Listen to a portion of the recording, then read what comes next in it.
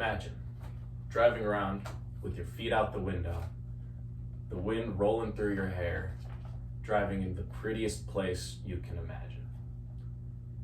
That's what my family and I do. We have a tradition. Every year, or every couple years, we drive to a new state, we all bring Jeeps, and we camp for a couple nights. We spend our nights around a fire, and we spend our days driving around on some untouched, genuine land, exploring and adventuring and pushing these Jeeps probably way further than someone should push them. It's not uncommon to break a muffler or get your check engine light on when it was perfect spick and span before the start of the trip. My name is Giles, and my credibility for talking about the Wrangler in the extent that I'm going to talk about it today is that I own a Jeep Wrangler. I drive a 1991 Jeep Islander. It's a beautiful yellow vehicle with palm trees on the side. My second bit would be that I've grown up around Jeeps. First car I ever drove was a rusted out 1940s, almost military Jeep. My third point being that I've driven Jeeps on mountains, up and around all terrains that you could imagine. During this presentation, I will be focusing on 3 key points. Those 3 points being the origin of the Wrangler, the history of the Wrangler, and the presence of the Wrangler up and through modern day. Although I use Jeeps for recreation, it wasn't always a fun vehicle. Now let's talk about the origin of the Wrangler. The production of Jeeps started in World War II, 1942 to be exact, when Jeep won a contract with the US military because the US military needed a small, compact, 4-wheel drive vehicle for reconnaissance. Jeep did so well at this that Ernie Pyle, a World War II reporter, stated, "It went everywhere and did everything. It was as faithful as a dog, strong as a mule, and as agile as a goat, constantly carrying twice what it was asked for and continuing to go." There's one Jeep specifically that embodies what a Jeep is supposed to do during this time of war. That being the Jeep that was in the Marines that was awarded a Purple Heart. It sustained heavy damage from a battleship, a Japanese battleship, and continued to finish its tour before being honorably discharged and being the first and only vehicle in American history to be awarded a Purple Heart. After hearing about the Wrangler's origin, it's understandable why it's an American staple because of the popularity of Jeeps and its off-roading ability, and how much it's a staple in the productions of American vehicles. We just looked at the origin. Without the origin, we would not have the Wrangler we had. Now let's talk about the evolution of the Wrangler. The first preemptive version of the Wrangler, although it was not a Wrangler, is the Jeep CJ. The CJ has the same shape with the round headlights that a typical Wrangler you would see now has.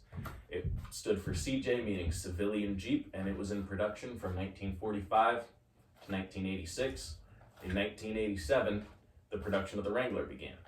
The first iteration of that being the Wrangler YJ. The YJ is pretty much the same as the CJ, however, a lowered stock height, a wider wheelbase, and square headlights being the notable difference between the two. The YJ was in production from 1986 to 1995. The TJ was produced from 1997 to 2006, and this is the second version of the Wrangler. They returned to the round headlights of the past, and they added independent front suspension to improve your off-roading abilities and your daily driving capabilities. The TJ was also the first iteration to offer the Rubicon, which is the off-roading sport vehicle package.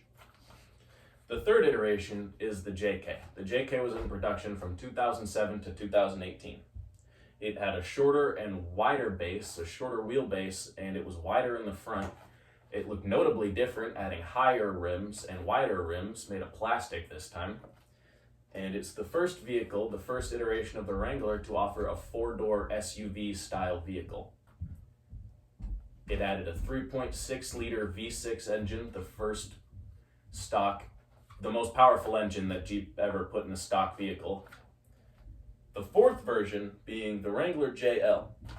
The Wrangler JL has the same proportions as the JK. The only notable differences being the additional engine options. They now offer an eco-diesel, a plug-in hybrid, a battery hybrid, and an all-electric vehicle. Now offers also a toolkit. This toolkit being so that owners can now remove their doors with a Jeep provided toolkit instead of having to outsource their tools from another store. They also added extra space in the Jeep itself to put your doors when you remove them instead of having to leave them at your house if you want your doors off in your Jeep. Now that you have a little bit of a grasp on the evolution of the Jeep,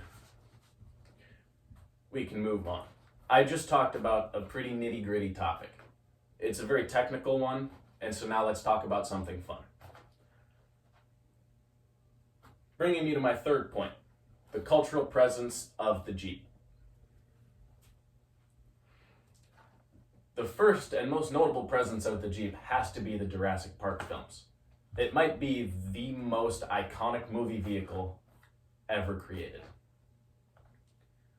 The vehicle was so iconic to the movie, in fact, that when they were producing the Jurassic World saga, Universal decided to partner and sign a contract to use exclusive Jeeps in the touring aspect and the off-road aspect of their films.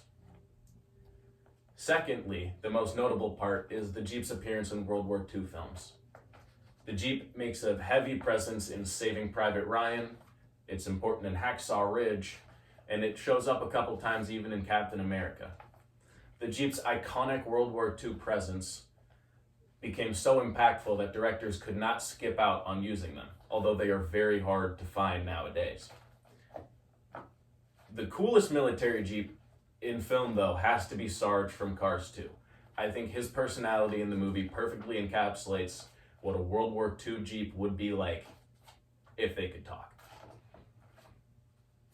The third and final part of the cultural presence of the Wrangler that I feel might be the coolest part is there's a 1953 Jeep that is in the New York Museum of Modern Art. The Museum of Modern Art revered this Jeep to be quintessentially utilitarian, a reliable tool, yet one of the most technologically advanced vehicles of its time. To review, we have covered the origin of the Wrangler, the evolution of the Jeep Wrangler up until modern day, and the cultural presence of Jeeps.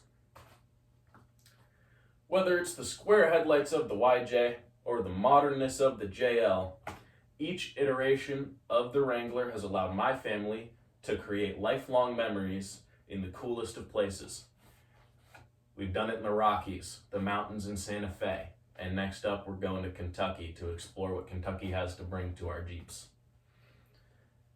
All because a compact World War II vehicle saved lives, was awarded a Purple Heart, and revered to be the most technologically advanced vehicle of its time. There's nothing like coming home from a long day of off-roading with your family, full of smiles, riding around in a Jeep that's got no doors, no window, or no roof. It's the only vehicle with so much joy to it and equally as much history. There's no vehicle that is quite like the Jeep Wrangler. Thank you.